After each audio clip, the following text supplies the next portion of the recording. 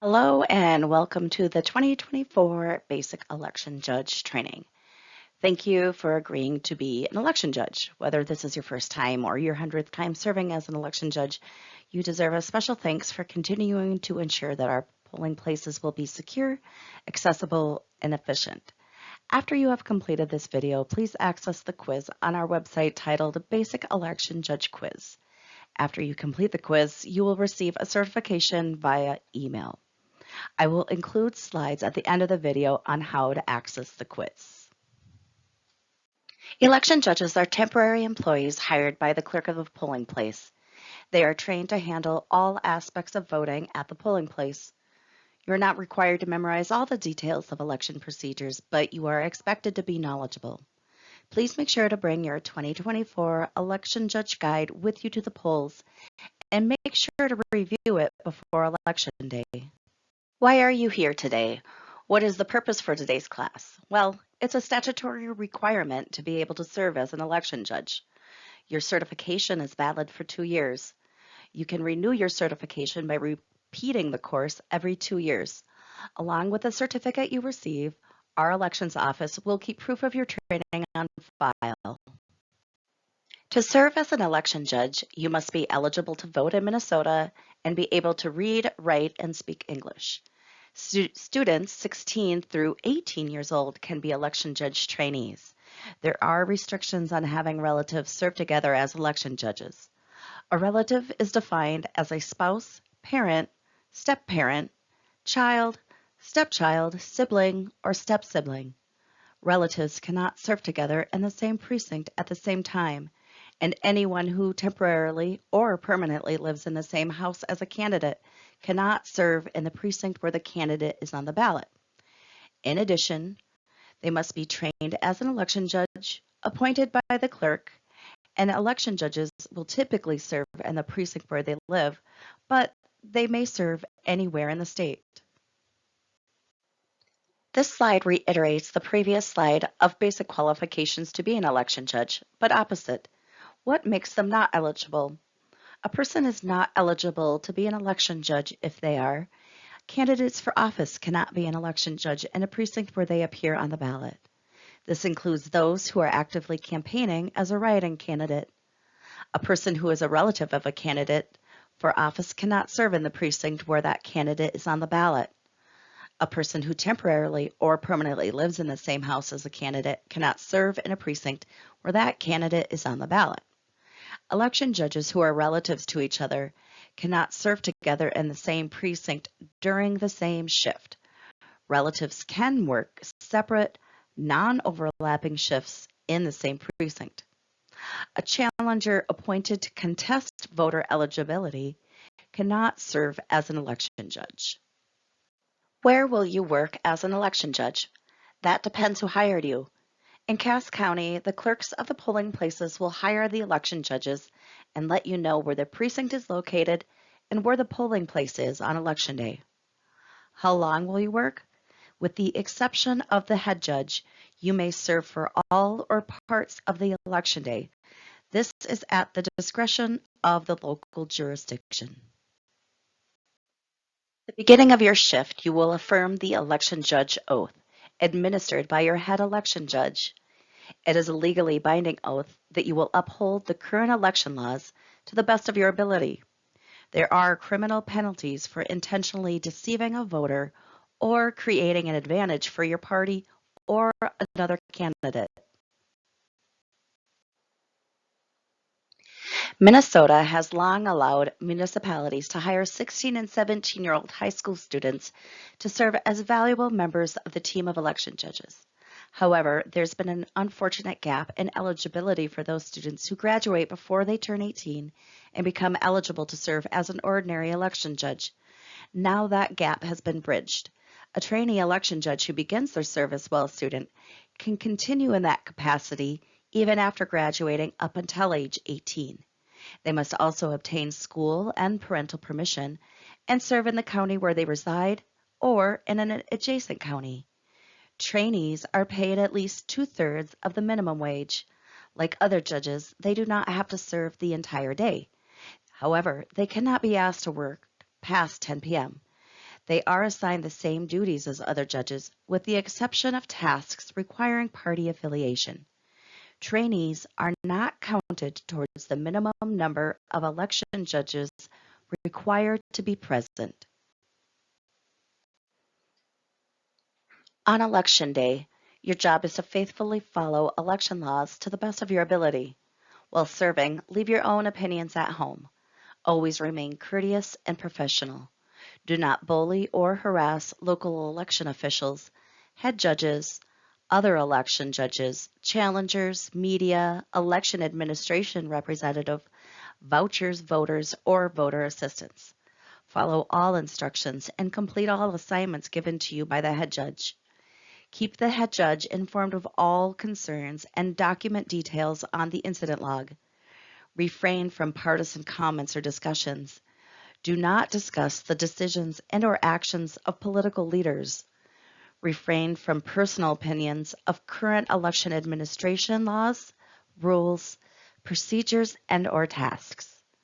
Except to verify party ballots, do not disclose or use for any other purpose the party affiliation or unaffiliated status of other election judges. Avoid any action that may influence how a person votes. Respect a voter's right to use the lawful assistance of any eligible person of their choice. Provide respectful assistance to persons with language and/or disability challenges. Law changes in 2023 clarified that local election officials may remove the election judge at any time if they engage in a neglect of duty, malfeasance, misconduct in office, or for other cause. For example, if you are an election judge and decide that you should ask every voter to show their ID or driver's license, that would be considered a violation of statute, and then you would be asked to leave and then reported to the county attorney's office. How many election judges should be at each polling place? The chart shows Cass County polling locations that have more than 500 registered voters. Those precincts must have a minimum of 4 election judges. A minimum of 3 election judges shall be appointed for each precinct for all other elections. These counts are based on numbers from May 9, 2024. At least 2 judges must represent different major political parties. No more than 1/2 of the judges can be from the same major political party. Partisan affiliation does not apply to student trainee judges or to judges in school district or township elections not held in conjunction with a statewide election. The number of trainees cannot be more than 1/3 of the judges in a given precinct. Trainees do not count towards the minimum number of judges required to serve. Short answer: each precinct should have 3 to 4 election judges by law. However, clerks should be hiring backup judges to work in case of emergency. The minimum number of election judges in a polling place who must represent different major political parties is 2. State law allows you to receive time off from work to be an election judge. The jurisdiction hiring you will provide a form upon request with your schedule, hours, and pay rate. Notify your employer in writing at least 20 days in advance and attach a copy of your schedule and pay rate form. Remember to dress comfortably and casually, and do not wear political or campaign-related attire. Previous law prohibited political insignia in or near polling places. The broad term political was ruled unconstitutional by the U.S. Supreme Court in 2018. Now the statute is narrowed to apply only to the name, likeness, logo, or slogan of a candidate who appears on the ballot, and similarly for ballot questions and political parties. It also now only applies during voting hours. Before leaving home, double check that you have everything: reading glasses, medications, medical supplies. Do you have emergency information that coworkers should be aware of? Have you arranged for the care of your loved ones or pets? It may be late when you are finished. The polls close at 8 p.m., but there are duties that need to be finished afterward, and it could be a late night. Remember to vote. Additional note regarding voting early. New election law 204C.04 extends the existing right to be absent from work in order to vote, rather than applying only on election day. It also now applies to in-person absentee or early voting during the 46 days before election day. Please vote early. You are needed in your precinct on election day. Voting occurs in all types of buildings. You might arrive to find a space that needs substantial rearranging to make it usable. You may only have 1 hour to set up, so work efficiently. When setting up, focus on access, traffic flow, and privacy to ensure voters have a positive experience. You are required by law to make sure that voters of differing physical abilities can get into and move about the polling place. As you set up, put yourself in the position of someone who has never been to the building and has difficulty with mobility. If the voting room is within a large building or many rooms, or is not on the main floor, or is a considerable distance from entrances, ask yourself, is there a clear path of travel through all parts of the voting room? Are there cords or rugs that could make the mobility difficult? Are there wayfinding signs directing voters to entrances and exits? What signs will voters need to direct them from the parking lot to the appropriate polling place entrances? Are the polling place entrances unlocked and free of any barriers? Is the national flag displayed at the entrance of the polling place? If any problem with access to or within the building of the polling place or the voting room is discovered, it must be addressed and resolved as soon as possible. Document the steps taken to resolve the problem and note that on the incident log. Arrange the voting stations with privacy in mind. Others nearby should not be able to see how someone is marking their ballots. Provide voters using a table height booth or ballot marking device with the same level of privacy as the others. Note, voters are not required to use a voting station or a booth to vote their ballot. If they do not want to wait for a voting station to become available, offer them other areas within the voting room that offer some level of privacy. It is the voter's choice of where they would like to vote the ballot within the voting room.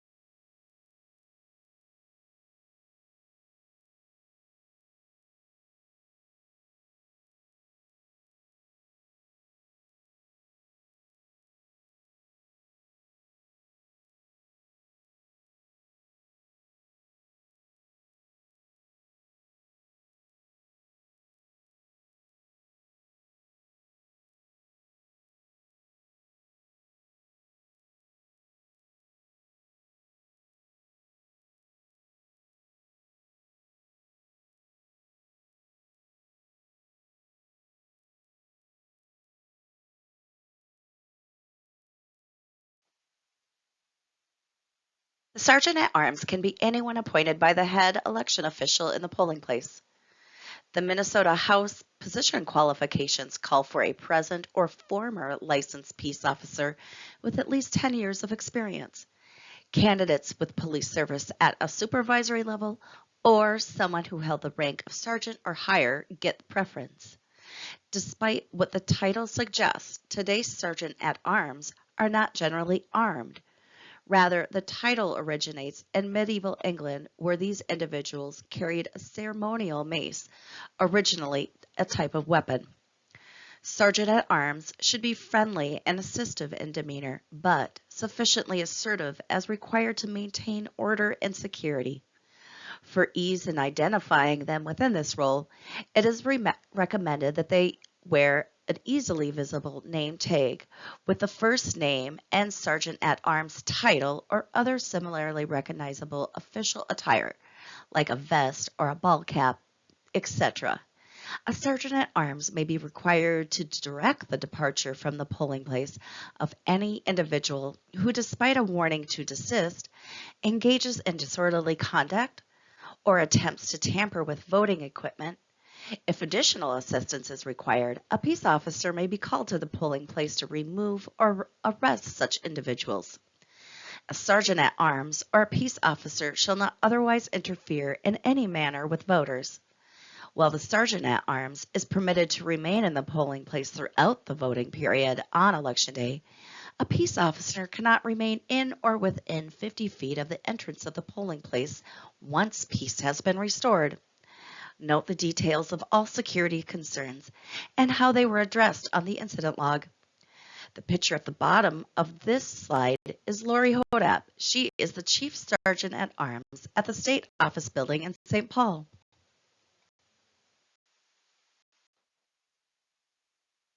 Your materials will include several informational posters. Use signs found in supplies for marking new or additional accessible parking spots near the polling place entrance during voting hours. Display all signs in clear view. There may be many signs that need to be posted in the polling place, both informative and directional. During morning setup, the head judge will assign at least one judge to put up their signs and posters in the polling place room, the building, and outside. Treat all signs as if they are required to be posted, because most of them are. At various times during voting hours, double check that all posters and signs are in place and not damaged or defaced. If needed, replace or repair posters and signs and document the incident on the incident log. You should make sure that your voting hour sign is posted on the main entrance where voters will enter. If voters must walk through the building to enter the voting location, put up signs pointing the way. If the exit is different from the entrance, clearly label the exit. Post 2 sample ballots, one that voters can study well in line and one at wheelchair level. Prominently display the Voters' Bill of Rights. Ensure parking spots for disabled voters are marked and available. Mark the entrance that voters with disabilities can use. If it's not at the main door, post easily visible signs pointing the way to the accessible entrance. If it is necessary for voters with disability to take different route to avoid the stairs, for instance, post signs for that accessible route. Place a U.S. flag at the entrance of the polling place during voting hours. Wear an identification badge or sticker identifying your role, such as head judge, judge, or trainee judge. Badges cannot state party affiliation. Here's a list of basic supplies. If official ballots are not present at the time voting begins, or if the supply is exhausted before voting ends, the election judges shall contact our office immediately. Under the official's direction, election judges may be asked to prepare unofficial ballots so there is not an extended delay in voting. Unofficial ballots are used until official ballots become available. Document occurrence on polling place incident log. This is highly unlikely that you will need to prepare an unofficial ballot. Our office works hard at estimating the number of ballots you may need at any given election. In the event your precinct is running low, we will have an election staff member run the ballots to your precinct as soon as possible. Review your basic supplies are in place before you open.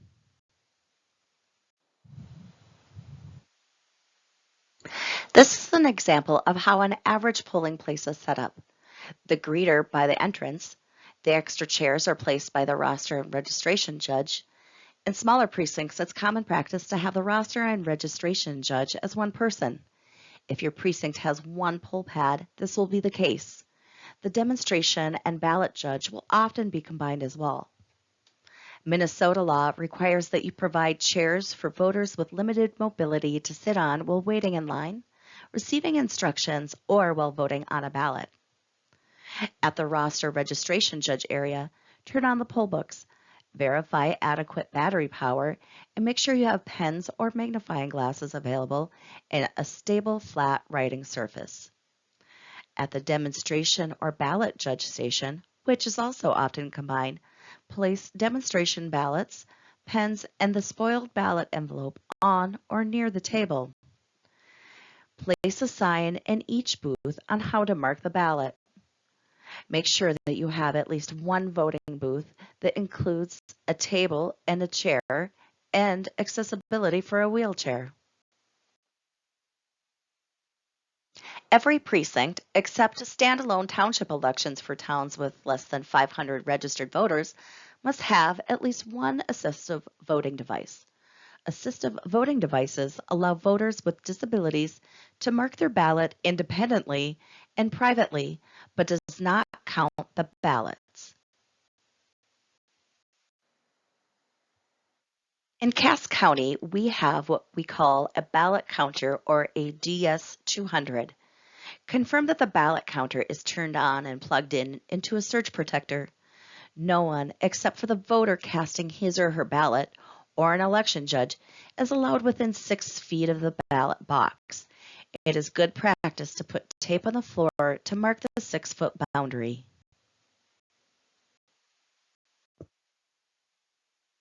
Certify the total number of ballots provided to the precinct.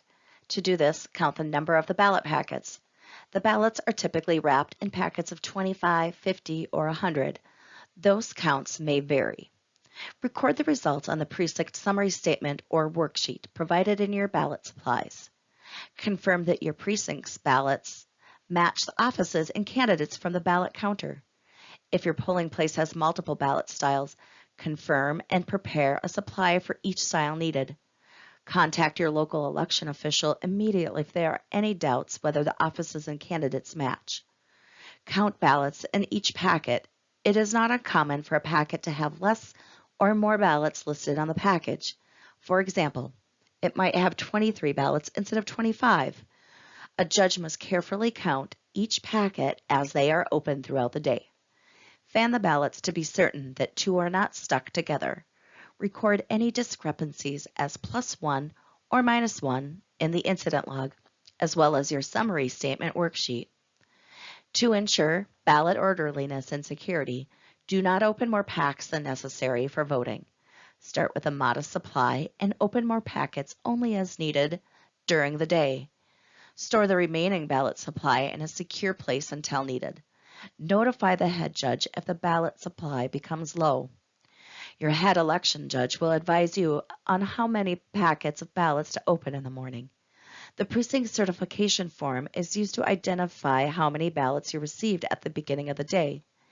You will double count the ballots in the morning to verify that number is the same. Throughout the day, use the hourly tracking form to compare ballots inserted in the tabulator versus the voter receipts. Do not ever close your precinct down to complete that task. Why wouldn't you want to just open all of the packets and get ballot preparation out of the way? Because at the end of the night, you need to provide the total number of blank ballots in your precinct. So, if you leave ballots in their shrink wrap packs until you need them, you can count how many packets you have left instead of how many individual blank ballots are in your precinct packets.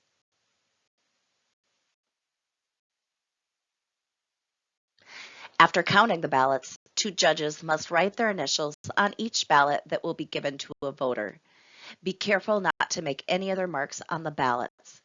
Any 2 judges may perform this task.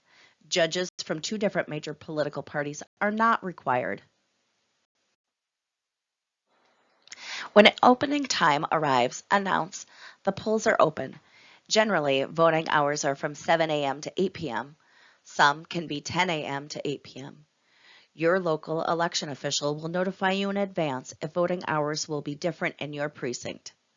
Voting hours do differ for non-general election years.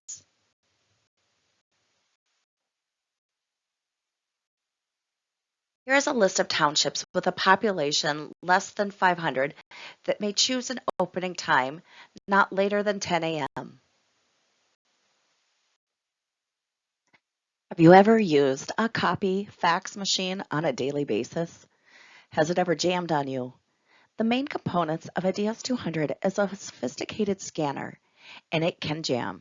It doesn't happen all the time, but it can happen, and it is fixable. Open the pulls regardless of equipment failure. Please do not be afraid of the auxiliary compartment.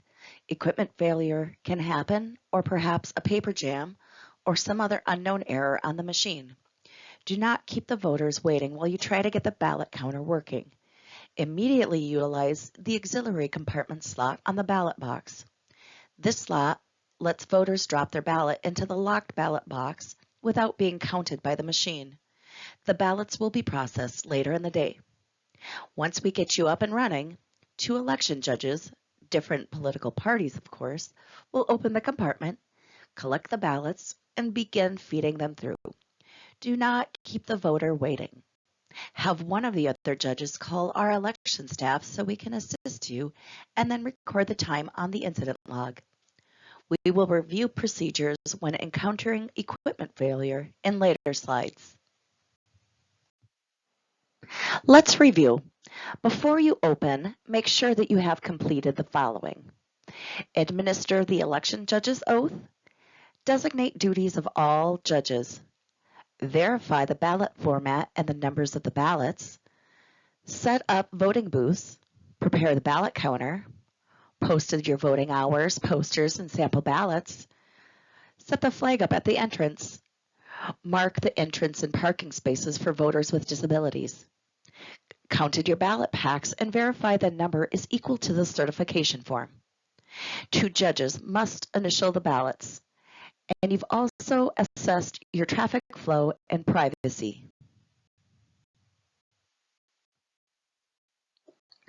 In the next section, we will get to know the election equipment. Precincts will have several pieces of equipment to set up: a ballot marking device and a ballot counter and a poll pad.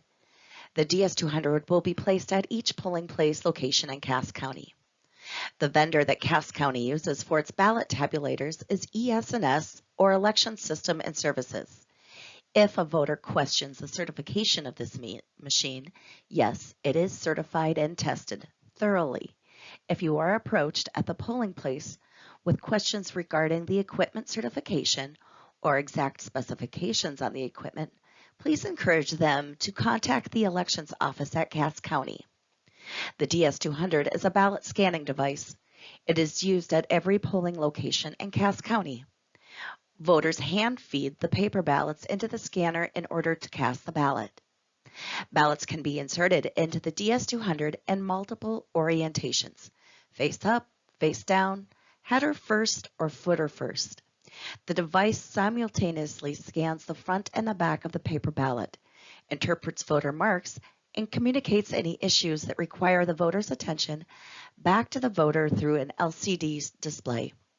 For example, if the voter has marked too many choices in a race, the display lets the voter know this and offers the option to return the ballot for correction or to cast the ballot.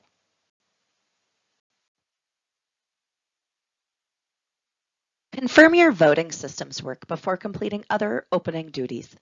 Ask the head judge to call our office immediately if they do not work properly or if there are questions. Make sure the seal is intact for the memory card stick. Verify that each ballot box compartment is empty. Make sure that the offices and candidates from the ballot counter match the ballots. Print a zero totals tape, which lists the offices and candidates the machine was programmed to count. Check that the order of the candidates on both the tape and the ballots match. Verify that it shows 0 votes. Do not tear the tape. Roll it up and keep it intact. Opening election judge's sign at the bottom of the tape to verify 0 total votes. If any of these are not verified, notify your head judge and wait for further instructions. New in 2020 was our Omni ballot that replaced our AutoMarks. I will attach additional instructional videos on the Omni ballot machine on our website. Omni ballot, or the assistive voting device, is required except for standalone township elections in townships with fewer than 500 registered voters. Ballot marking devices must be present in every polling place so that all individuals have the same opportunity for access and participation. This device does not count or keep track of ballots. It provides privacy and independence to voters who cannot or choose not to vote using a pen. It can display the ballot in large print or with a high contrast background. It can read the ballot to the voter through headphones, and it allows the voter to select candidates with a keypad or touchscreen. Any voter can choose to use the ballot marking device to complete their ballot. In some polling places, it is used frequently, and in others, only rarely.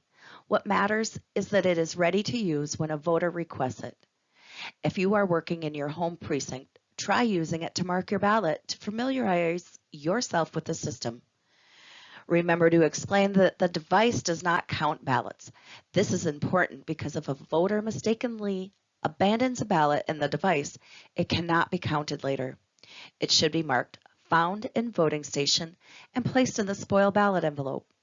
Record this on the incident log immediately so that your end-of-day statistics remain accurate. If you are helping a voter get started on the machine, be sure to leave them in privacy before they start making ballot choices. If the voter specifically requests help using the machine to make choices, 2 judges from different major political parties must assist the voter in making ballot selections. Set up the device on a chair height table in a place that offers voter privacy. The device requires an electrical outlet. If needed, locate a power cord extension. The device must be placed on a table that includes a chair in a location that is wheelchair accessible. Set up the station for privacy so that only the voter can see the device's screen.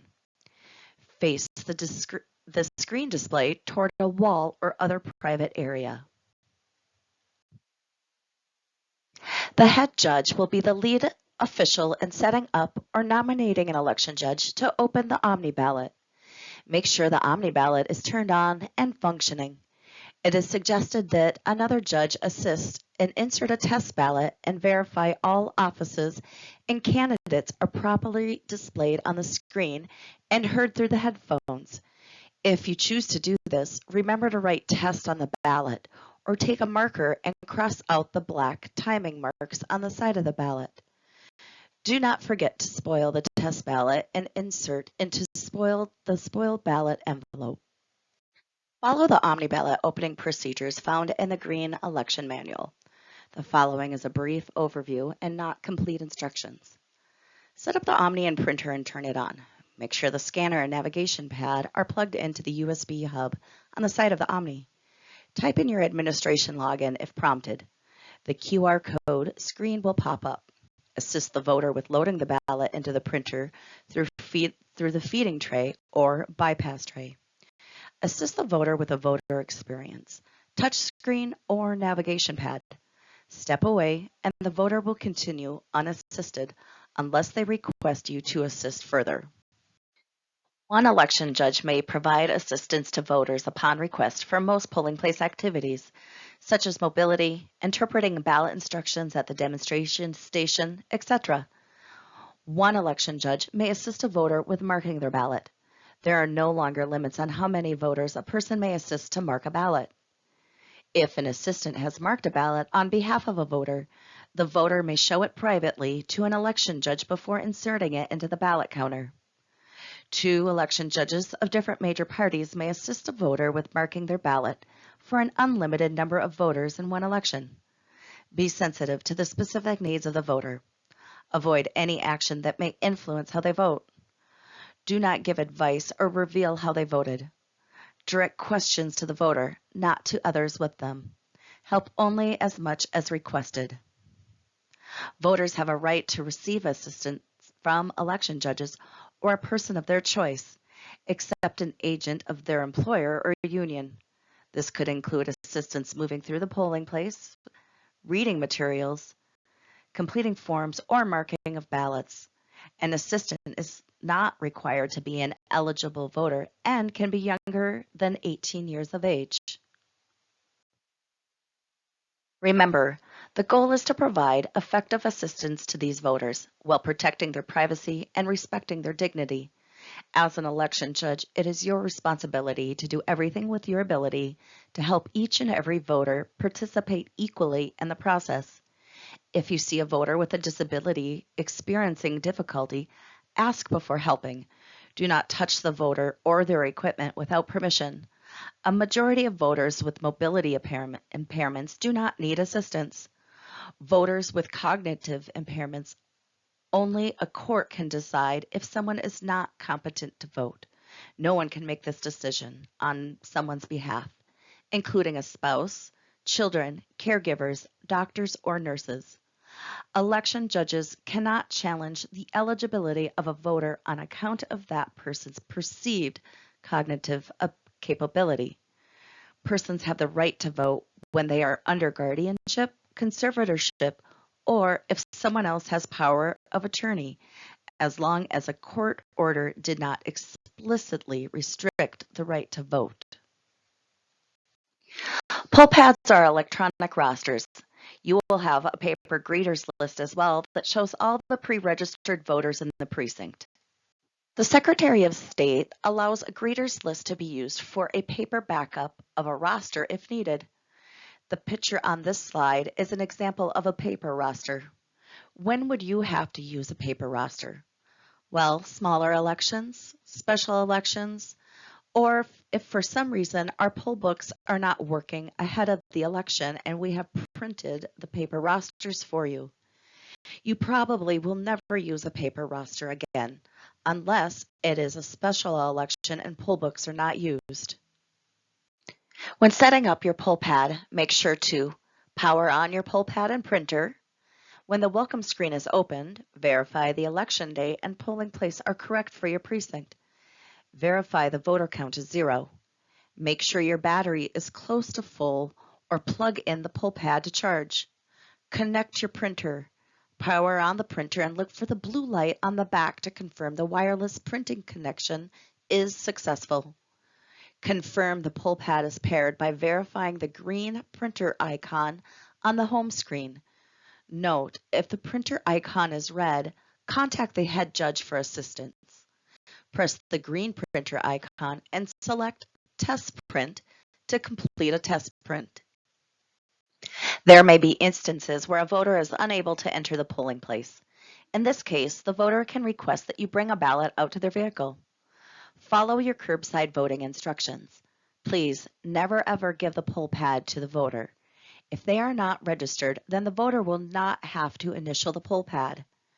This is the only time when they will be touching the poll pad, which shall remain in your hands. 2 judges from different major political parties go out to assist the voter.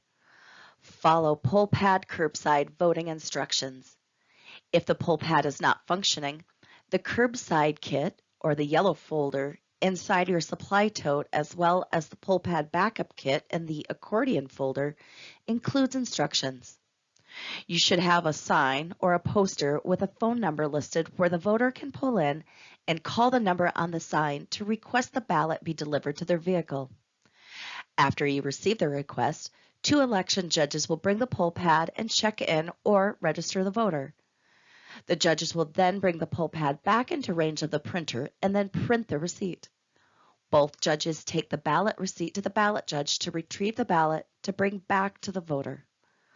Both judges go back to the vehicle, ask the voter to sign the oath, and then give them the ballot.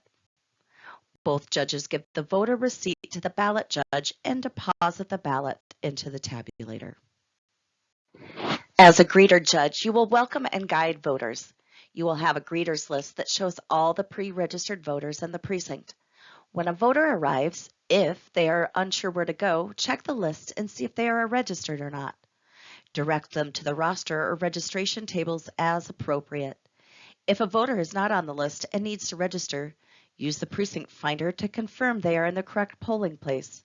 The precinct finder should be used to verify the address of every voter who registers on election day and any voter who is not sure if they are in the correct polling place. Explain the authorized proofs of residence they will need and direct them to the registration table. If a voter is not at the correct polling place, refer them to the correct location, providing address and directions. Remind the voter that the voting ends at 8 p.m. and they must be in line by that time in order to vote. Provide chairs for the voters. Greet authorized polling place visitors and direct them to the head judge. The roster judge. The roster judge will be checking in voters on the poll pad who are already registered. The poll pad allows voters to quickly and easily be assisted. This is a more efficient way of checking in the voters than the split alphabet system that paper rosters required. When using poll pads as an electronic roster, you can check in pre-registered voters or register new voters on any poll pad. Depending on your precinct, you may only have one poll pad or possibly more depending on the number of registered voters in your precinct. As a roster judge, you will sign in voters who are already registered. Check for a roster notation. Occasionally, there will be a word or abbreviation beside the voter's name. Once you check in the voter, it will automatically print the voter oath. Hand the voter the oath and instruct them to sign their name. After the voter signs their name on the oath, they will give it back to you. After you have received that and verify that it is signed, you can give them a voter receipt and direct the voter to the demonstration ballot judge table. Let's review how to check in pre-registered voters. Ask for their name. Do not ask the voter to look at the roster themselves. For example, let's pretend to check me in. I walk up to you, the roster judge, and you ask me, what is your first and last name? And I say, Pam Smith. By entering only the first three letters of the first name and last name, you avoid misspellings of the full name, but narrow the results to assist in locating the voter. Think less is more. Don't ask me for the first three letters of my last name and the first three of my first name. Just ask my name, and if you could not hear or understand, then ask for the first three of the last name and first name, and then select Search. When using the poll pad, try reducing the amount of information you use to search for the voter or try searching by address instead. Check for spelling variations. For a name like Hanson, check both Hanson with S-O-N and Hanson with S-E-N. For a name like Bob, check both Bob and Robert. See if the first and last names were switched. Make sure a name such as Vang Lee is not listed as Lee Vang. Check multiple combinations for two-word and hyphenated names. If you cannot find Anderson-Smith, look for Anderson Smith without the hyphen or Anderson Smith as a combined name. Check under Smith in case Anderson was entered as a middle name. See if an apostrophe was omitted. Like a name like O'Brien might be in a different location within the O's depending whether or not the apostrophe is entered or not. In this slide, you can see that three name choices are given. Select the correct name. Ask for the voter's name and make sure to verify their address. Do not turn the poll pad around and say, is this you? For example, if the voter says his name is Steve and not Stephen, or vice versa, that is considered just a typo in the system and can be fixed by our election staff later. Continue to sign them in and have them sign the oath. If a date of birth is missing or transposed, that also can be fixed later. Please add to your incident log so our staff can fix that. Make sure you have the right John Smith in front of you so they do not sign the wrong roster line. If you have any doubt about a person's identity, you can ask them to state their full name, address, and date of birth. Please note, voters who registered prior to 1983 were not required to provide a date of birth, so it may not be on the roster. In this case, you cannot ask for the voter's date of birth. A voter may hand you their ID to assist with locating their name, particularly if the spelling is difficult. This is the voter's choice and is not required. Do not ask for their driver's license or social security card. Verify the voter's information and then select Accept. Here is an example of the certificate that the voter signs affirming their oath. After the voter signs the certificate, you will put their signed oath into a container. Have filed the oath into the basket, you can hand them their voter receipt. They will need this in order to receive a ballot. Roster and registration judges issue voter receipts. Each receipt represents a signature on the roster. Voter receipts are like a ticket for a ballot. The ballot judge cannot issue a ballot without first receiving a receipt. Careful management of voter receipts can save time and energy during closing activities. Your head judge can direct you as to whether or not you need to indicate the number on the receipt or not. Roster troubleshooting tips. Voter is at the wrong precinct. Check the voter's address in the precinct finder or the precinct map. Voter's on the roster but had a legal name change. The voter must register again and direct them to the poll pad you have designated as the registration station. However, any poll pad can register a voter. If the voter had already signed the pre-registered voter oath and then mentioned they had recently had a name change or moved, direct them to the registration table to update the registration. On the poll pad, notify your head judge to edit the entry on the poll pad. Voter's name was automatically removed. As part of list maintenance, voters who have not voted in the last 4 years are automatically removed. The voter must register again. The voter changed addresses within the same precinct. The voter must register at the registration table. This includes any move, including an apartment change in the same building. Their prior registration in the precinct can serve as proof of residence. The voter moved out of precinct. The voter will have to go to their new precinct to vote. Here are the most common roster notations. This is not a list of all possible notations on a roster. These are considered the most common ones. Notations indicating a challenged voter mean that the individual cannot sign the roster without completing additional steps. Your head judge will address these issues or instruct you in resolving them. In any discussions with people who have roster notes, it is essential to be courteous and tactful.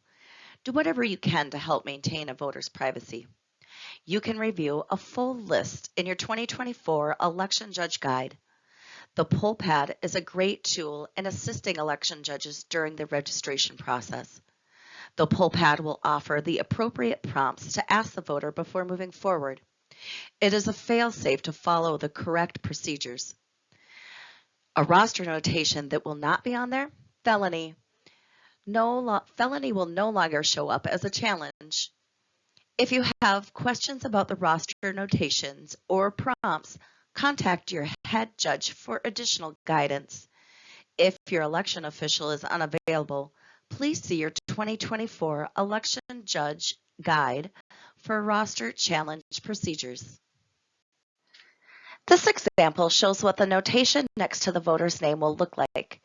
In this case, the notation is AB, absentee ballot. The voter has already voted by absentee ballot and may not cast another ballot on election day. If a voter refuses to answer questions, is not eligible, or refuses to sign the roster, inform them that they cannot vote now or later in the day. Print refused oath or not eligible on the appropriate roster signature line and make a note on the incident log. Our rosters are electronic, so if a voter has a challenge, our poll pads are designed to prompt you to ask the appropriate question. When we had paper rosters, the challenge was indicated next to the name of the voter, leaving it up to the election judge to determine what is the appropriate question to ask. Our poll pads take the guesswork out of resolving a challenged voter. For example, a voter is about to sign the roster and the notation challenge postal return is next to their name. When administering the roster challenge process, what question is the most appropriate? The most appropriate question to determine if they are eligible would be address. What is your residential address? Again, our poll pads will automatically prompt you when that challenge notation is next to the name. Here is an example of a postal return challenge. You will ask the question to determine eligibility. If eligible, the judge then selects Clear Challenge and prints the voter signature certificate. The voter signs the certificate and proceeds to the demonstration judge. I want to encourage the use of your incident log. This should not be coming back to us blank. You will, at a minimum, have your DS200 seals placed on the incident log with the recorded times. On this example, the incident log has a notation of a refused or failed challenge. That is required to note on the incident log. A voter who cannot sign their name can make a mark, use a stamp facsimile, or request that another person write the voter's name in their presence. If another person writes the voter's name, that person should sign their own name as well. If a voter signs with a mark, the election judge certifies the mark by signing the voter's name for them. Remember that the roster contains confidential information. Election judges should not examine roster data other than what is necessary to assist the voter before them. The only time a voter can see the roster is at the time when they must sign or initial if they are registering to vote. We will keep moving on. This is a scheduled break for the in-person training. As a registration judge, you will also conduct Election Day registration for those who need to register. Approximately 10 to 20% of all Minnesota voters typically register on Election Day. A registration judge is prohibited from handling ballots of voters they have registered until the polls are closed. First step when registering a voter, confirm that they are at the correct polling place precinct and use the precinct finder. This will save you unnecessarily starting the registration process. To register, a person must be a U.S. citizen, at least 18 years old on Election Day, and a resident of Minnesota for 20 days. Not currently incarcerated for a conviction of a felony offense. The old law restored the right to vote once the individual completed their entire sentence, including any portion served in the community. The new law restores the right to vote as soon as the term of incarceration is complete. If the sentence does not include incarceration, they may immediately continue voting. If they move back and forth between incarceration and community, they are able to vote well in the community, but not while incarcerated. A person can vote while under guardianship unless a judge specifically has revoked the right to vote. A person cannot vote if a court has ruled that they are legally incompetent. Voting with a criminal record in 2024. This graph is a fact sheet on the topic. Voting with a criminal record does not affect your right to vote in Minnesota. It is very simple. If you are behind bars, you cannot vote. Outside of the bars, you can vote. A voter has 7 ways to register to vote on Election Day. They can bring their ID with their current name and address, which is either a valid Minnesota driver's license, learner's permit, or ID, or a receipt for any of these, a tribal ID with name, address, photo, and signature. Or 2, a photo ID plus a document with your current name and address. Or 3, a registered voter who can confirm your address. A registered voter from your precinct can go with you to the polling place to sign an oath confirming your address. This is known as vouching. A registered voter can vouch for up to 8 voters. You cannot vouch for others if someone vouched for you. If a voter has a driver's license with their old address and they don't receive any statements in their name, they can have a registered voter vouch for them, or they can update their ID and bring the paper receipt for the new license. 4, college student ID with housing list. Colleges and universities send election officials a student housing list. If you are on the list, show your college photo ID to complete your registration. Residential housing list of students housed at Minnesota Post-Secondary Educational Institution or residing in the city or cities where that institution campus is situated must be certified to the county elections office by the Post-Secondary Educational Institution. And just a quick note about the college student ID and student housing list. You will never see this in Cass County at this time. We do have one post-secondary educational institution, that's the Leech Lake Tribal College. However, they do not have student housing, so there is no student housing list to give us. If that were to ever change and they were to implement housing, or another college or university was built in Cass County, then of course you would have that college student ID with a housing list. But up until now, there is no need to have number 4, so you will not have to do that in Cass County. Number 5, a valid registration in the precinct you are registered, but have changed names or moved within the same precinct. You only need to tell the election judge your previous name or address. Or number 6, notice of late registration. If you registered to vote within 20 days of the election, you may get a notice of late registration in the mail. Bring it with you and use it as your proof of residence to register. 7, a staff person of a residential facility. If you live in a residential facility, or if you have voters that live in residential facilities, a staff person can go with them to the polling place to confirm their address. This is known as vouching. A staff person can vouch for all eligible voters living in that facility. This is an example of the notice of late registration. If a voter hands you the notice of late registration, they do not need anything additional to register. Everyone who registers on election day must provide one of the proofs of residence. Only the proofs authorized by law may be used. Voters allowed to leave and come back in order to get what they need to register. Here is a list of approved documents. The residential lease or rental agreement must be valid through election day. The voter's current student fee statement, bill, account, or start of service statement must be due or dated within 30 days of election, as well as your phone, internet, TV, cable, satellite, solid waste, sewer, electric, banking or credit card, as well as rent or mortgage payments. So the date dated must be within the 30 days. Documents that are not acceptable for registration include checkbook addresses, junk mail, magazines, medical bills, property tax statements, pay stubs, social security cards, insurance statements, and court documents. What about paper copies versus electronic copies of documents? If a voter presents a photo ID and a current bank statement, but they present that bank statement on their smartphone and not a paper copy, that is still acceptable and you can register the voter. Let's look at some examples of possible situations for proofs of residence.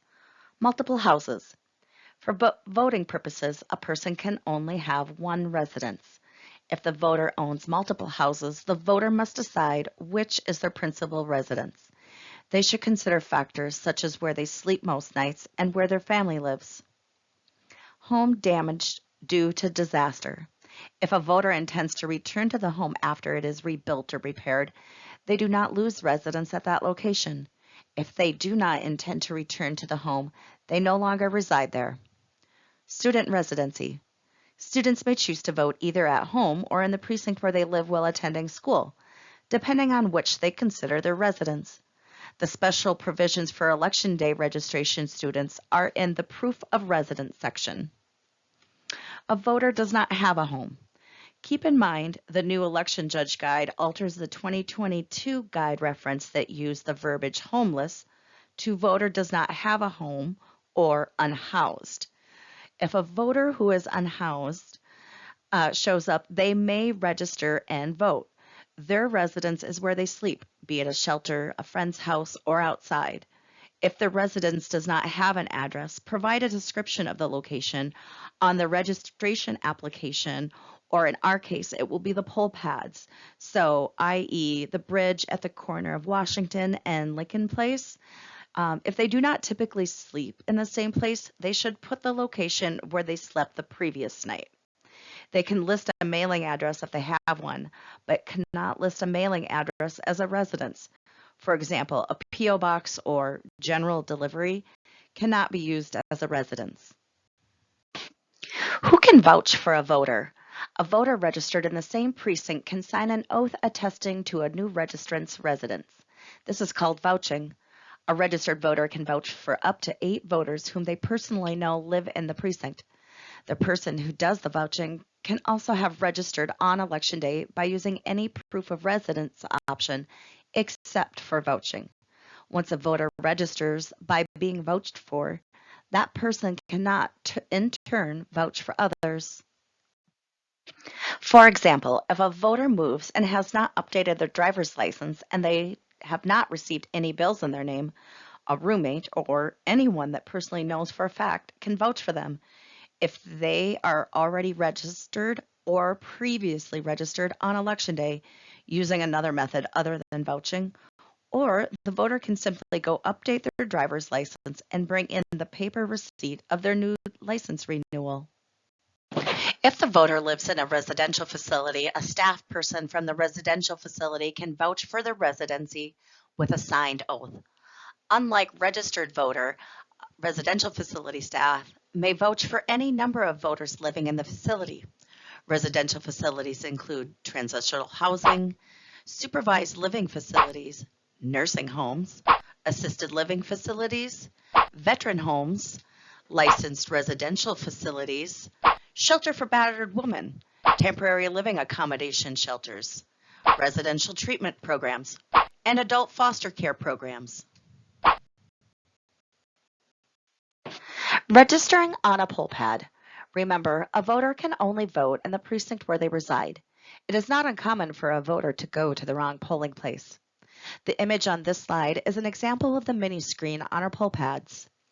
See the red circle around an option titled Register Voter. This is one way to navigate to register the voters. The poll pad has an option to find the voter's precinct on the home screen as well. See the white circle around the option titled Precinct Finder. Another great way the election judges that are not on a poll pad can help find where the correct precinct is for a voter is pollfinder.sos.state.mn.us. If the poll pads are in use, the greeter judge can assist the voter who isn't sure which precinct they need to go to. Think of the registration and steps. 1. Verify the voter is at the right polling place. As stated in the previous slide, use the precinct finder or a precinct map to verify the addresses in your precinct. If residency questions arise, refer to the 2024 Election Judge Guide. 2. Confirm that the voter has not already voted absentee. You will see that their name is highlighted in pink and the letters A, B will be listed on the right side of the name on the poll pad screen. 3. Click on Register. 4. Choose the form of ID provided by the voter from the drop-down menu and enter the requested information. Press Next. 5. Confirm the voter's proof of residence. Everyone who registers on Election Day must have proof of residence in the precinct. Only the proofs of authorized by law may be used. There are 7 ways to prove where you live, and the voter need only to provide one of them. 6. Confirm and the election judge will initial. Please note, wait for the full Election Day registration certificate to print. There will be a lag time in the print. Do not tear the certificate from the printer until the printing is complete. Have the voter sign the Election Day registration as well as the voter oath. 7. Hand them a voter receipt and direct them to the demonstration/ballot judge. The judge who registers the voter cannot also distribute that ballot to the voter. Every polling place will receive a precinct finder in the poll pad accordion folder. You can use the paper precinct finder if your registration poll pad fails or if the poll pad is being used. The precinct finder is a reference sheet for all street addresses in your precinct. It does not list each address individually, but instead groups them into address ranges. In some cases, it will also separate them by odd and even numbered addresses. If the voter's address cannot be located, use the map to determine if they are at the wrong polling place. If they are, call an election official, or instruct them to visit the polling place finder found on the Minnesota Secretary of State's website. You may use a laptop, smartphone, or another mobile device to assist the voter in locating their polling place site and directions. Precinct Finder helpful hint. The precinct finder should be used to verify the address of every voter who needs to register to vote on Election Day, or any voter who is unsure whether they are in the correct polling place. When printing a new registration, the voter signature certificate and the Election Day registration application print one after another. These long receipts take the place or represent a VRA, or voter registration application. They also include the printout of the voter oath. The voter will sign in 2 spots. Please keep both the VRA and voter oath together so you can staple, paperclip, or simply stack together. They should remain completely separate from those that did not need to register on Election Day. You will have a basket provided that you can designate to new registrations only, and you will have an envelope at the end of the night that is dedicated to these receipts titled New Registrations. The slide offers steps for registering a voter that is using vouching as a proof of residency type. I'm not going to go through the steps here. This is really just a reference notation. So slide 73, you can absolutely print or save or bookmark in case you need to look back on Election Day, since vouching isn't typically the most common way to register a voter. But using this slide is going to be a good or quick tutorial if you need to reference one quickly on Election Day. The ballot demonstration judge. As a ballot judge, you count and track packs of ballots, collect registered voter receipts, and issue ballots. Be sure to always keep the ballots under control. Track your ballot counts carefully. At the end of the day, you will be required to reconcile the number of ballots originally sent to the precinct with the number of return ballots. If you err in tracking these numbers, you may be in for a long night as you try to figure out exactly what happened. If you are stuck on a step, call us, or you can speak to your clerk at your precinct. Never demonstrate using an official ballot, and do not point to a specific candidate or party when demonstrating how to mark a ballot. Each ballot must bear the initials of 2 election judges. Only issue a ballot after collecting a valid voter receipt. If your polling location has multiple precincts or ballot styles, be sure to issue the voter the correct ballot. If using a ballot counter, offer a secrecy cover. Instruct the voter how to mark the ballot and direct them to an unoccupied voting booth or ballot marking station. The voter may use another writing surface at their discretion. To ensure secrecy, only one person is allowed in a booth at a time unless they request the help or have brought an assistant with them. Voters can use a reasonable amount of time to vote. If somebody is taking an unusually long time, remind them that others are waiting and ask if they need assistance. If they do need help from election judges, remember that 2 election judges from different major political parties must provide assistance. No one can take any official ballots from the polling place. Only an election judge helping a curbside voter can take an official ballot from the polling place. If a voter makes a mistake, give the voter an option and offer them a replacement ballot. Do not examine the spoiled ballot. If a ballot is found in the voting booth, write "found in booth" on the ballot. Spoil that ballot and record it on the incident log. There are guidelines for conduct when serving as a ballot counter judge. As ballot counter judge, you'll monitor and troubleshoot operation of the ballot counter and distribute I voted stickers. Unless they request the help, voters insert their own ballot into the machine. No one, except for a voter casting their ballot or an election judge, is allowed within 6 feet of the ballot box. It is good practice to put tape on the floor to mark the 6-foot boundary. After the voter finishes, offer an I voted sticker. Offer the sticker rather than placing it on the voter. You may need to assist the voter with ballot errors that appear on the machine when the voter inserts their ballot. For example, skewed ballot. Have the voter turn the ballot around and reinsert it with both hands, keeping it straight. Overvoting. The voter has selected more candidates than is allowed. This could be an oversight on the voter's part, or the DS200 may mistakenly identify stray pen marks and pick them up as overvotes. Cross-party voting. Primary election voters can only vote for candidates from one party. Blank ballot. The machine will return the ballot if it is completely blank. A voter can cast a blank ballot if they choose. Cross-party voting is the most common error during a primary election. It's helpful to remind them that they need to stay in one lane when voting. They need to pick one particular party, either Republican or DFL. Make sure they read the instructions that say do not vote for candidates of more than one party. Procedure for resolving a ballot marking error. Number 1, check the ballot counter display for the error message. Do not inspect the voter's ballot. Explain the error to the voter and offer the voter a replacement ballot. If the voter does not understand your verbal explanation and asks for additional clarification, 2 judges from different major political parties may discreetly review the ballot and advise the voter.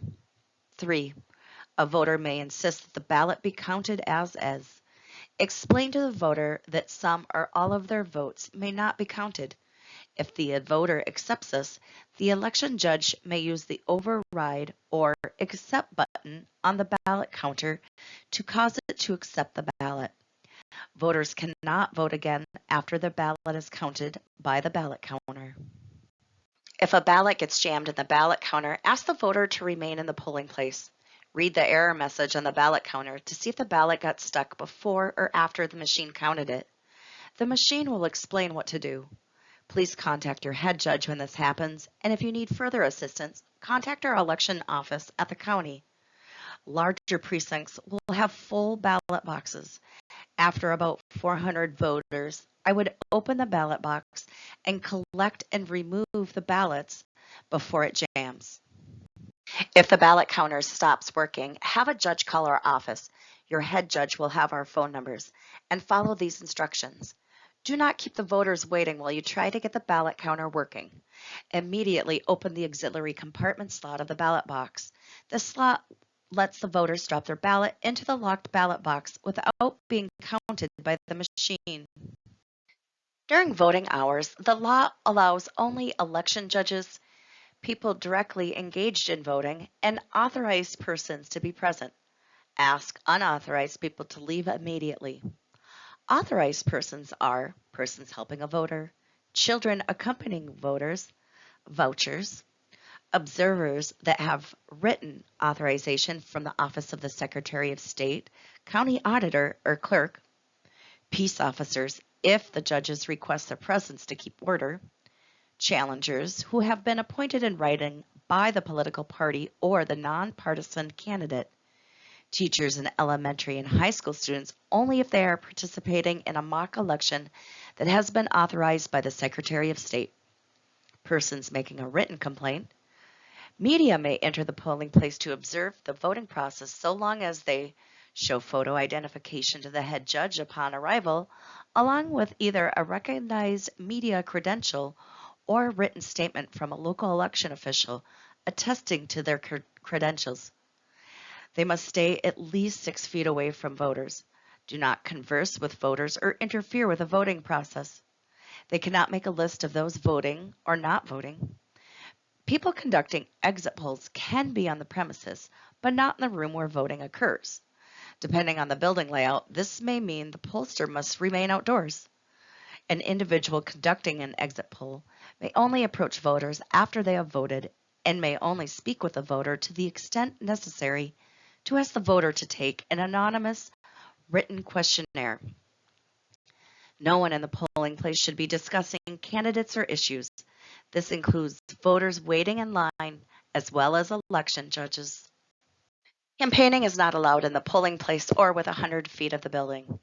If the polling place is on public property, campaigning is not allowed anywhere on the property, even beyond 100 feet. The prohibition of signs and campaign materials within 100 feet does not apply to adjacent private property. Previous law prohibited political insignia in or near polling places. The broad term political was ruled unconstitutional by the Supreme Court in 2018. Now the statute is narrowed to apply only to, quote, the name, likeness, logo, or slogan of a candidate who appears on the ballot, end quote. And similarly for ballot questions and political parties. It also now only applies during voting hours. If you find a campaign sign posted at the entrance to the polling place, remove the sign, call Cass County election officials to form us, and write it down on the incident log. Campaign material includes campaign t-shirts, buttons or literature which relate to specific candidates, official political parties, or ballot questions on the ballot that day. You must ask the offender to cover up or remove these items while in the polling place. If they refuse, explain that eligible voters will be allowed to vote, but any refusal will be recorded and referred to the appropriate authorities. Record on the incident log and write the names of those who refuse to cover or remove the political material, and they will be reported to the county attorney for violation of a statute.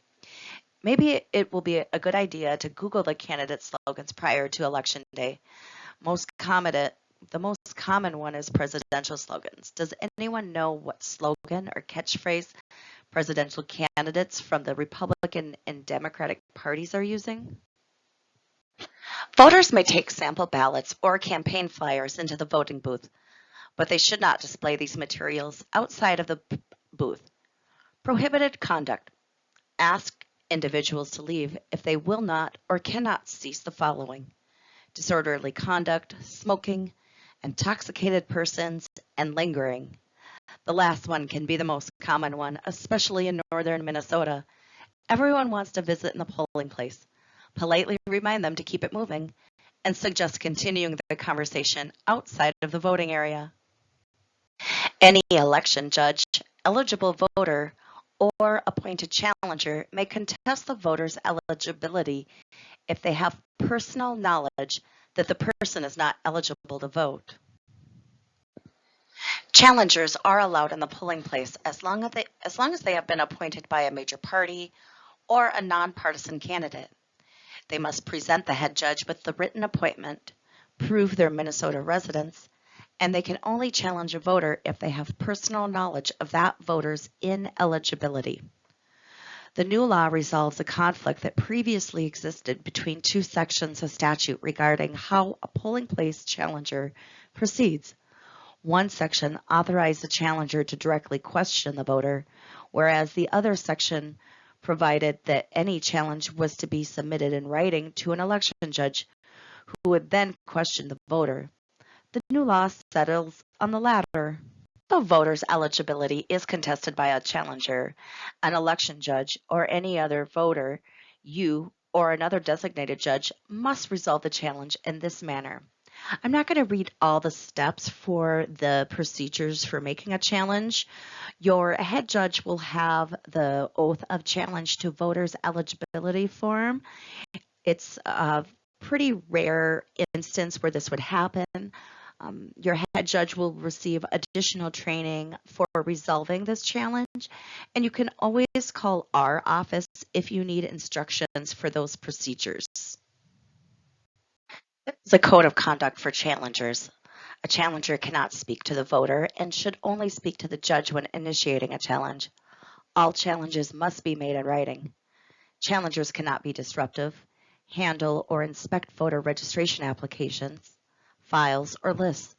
They cannot make lists of who did or did not vote. Challengers cannot take photos within the polling place, go within 6 feet of the ballot counter, attempt to influence voting, or compile a list of voters to challenge on the basis of mail sent by a political party that was returned as undeliverable, or if the receipt by the intended recipient was not acknowledged in the case of registered mail. At 8 p.m., announce the polls are closed.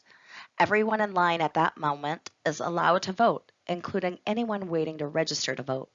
Those who arrive after 8 p.m. cannot vote. It is good practice to give the last voter in line a last voter card or have a judge stand at the end of the line to mark the last voter. Remember, we are now printing 4 results tape now from the DS200 at the end of the night. The first tape will have the zeros amount from the morning attached to the first copy of results. That tape will come back to the county. Do not cut that tape from the zeros tape. Write the results in your summary statement.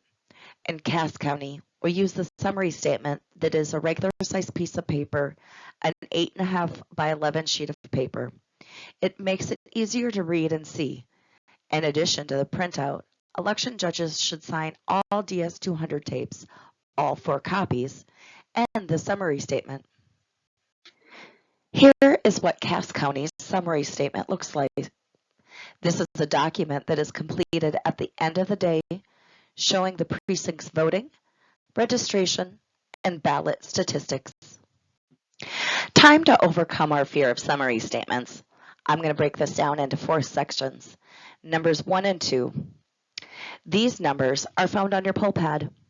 Number 2 is verified by counting the number of new registration receipts. These numbers will not make much difference for you when doing the summary statement. They are for our office when we enter our statistics for submitting it to the Secretary of State's office at the end of election night. But you still need to be correct. The second section, number 3, ballots delivered as certified by the clerk, is found on your ballot certification sheet and verified by counting the ballots in the morning before you open. Number 4, the ballot count adjustments from the incident log, plus or minus. Really, that means if you were over or short, you should have indicated that on the incident log. In other words, 1 ballot short or 1 ballot over in a package of 25 or 75, etc. 5 and 6, number of unofficial ballots or absentee ballots. This is defaulted to read 0. It will always be 0 for polling places. So A equals line 3 plus line 4. Ballots that you start out with in the morning, and then if you need to adjust, add, or subtract by what is noted on the incident log. Number 7, number of spoiled ballots. Count the number of spoiled ballots in the spoiled ballot envelope. 8 and 9, number of duplicates or rejected ballots. This is defaulted to read 0. It will always be 0 for a polling place unless we indicate to you differently. Number 10, number of unused ballots. Count the number of ballots that you have left over and not used. So B equals line 7 plus line 8 plus line 10. So make sure to count all your unopened packs and any loose ballots, as well as your spoiled ballots. Add that up and put that number on line B. Number 11, number of signatures on the polling place roster. This is your pre-registered plus election day registrants. Total all your poll pads. You may need to sync them. Verify your numbers of the voter receipts, pre-registered and election day registrants. 12, 13, and 14, number of military, federal, presidential, or etc. This is also defaulted to read 0. It will always be 0 for polling places. C equals line 11. This number is verified by the number of voted ballots.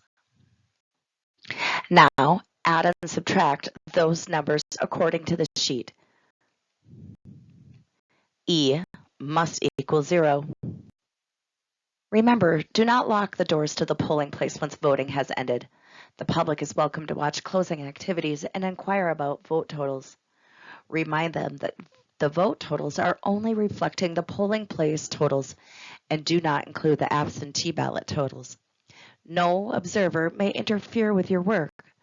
Public observers do not have to provide credentials to be present.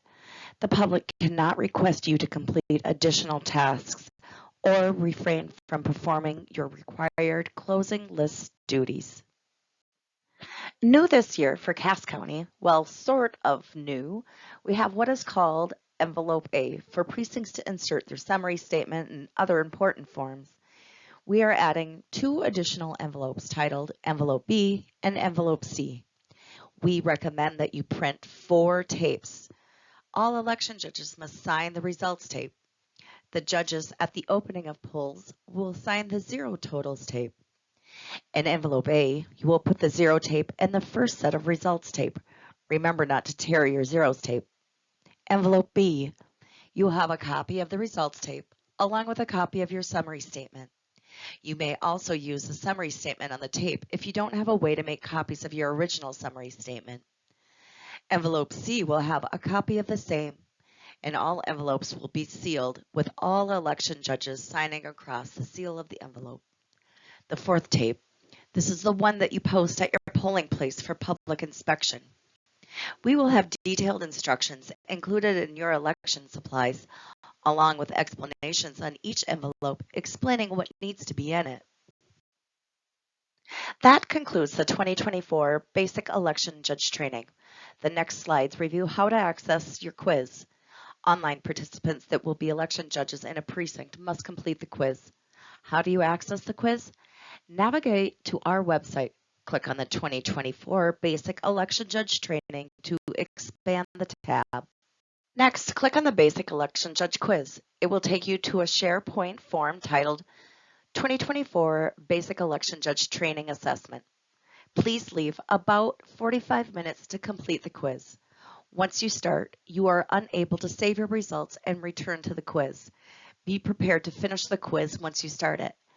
After you receive a passing grade, you will be automatically sent your certificate. You are allowed to take the quiz as many times as needed until you pass. As always, feel free to email our office or the clerk that hired you for any election judge questions. I want to thank all of you for your service as an election judge. You may spend up to 15 hours sacrificing your day so others in the community can vote. I know that I greatly appreciate your service and dedication to safeguard our elections, and I'm sure that your clerk appreciates your service as well. Thank you again for your commitment to making democracy real for all voters.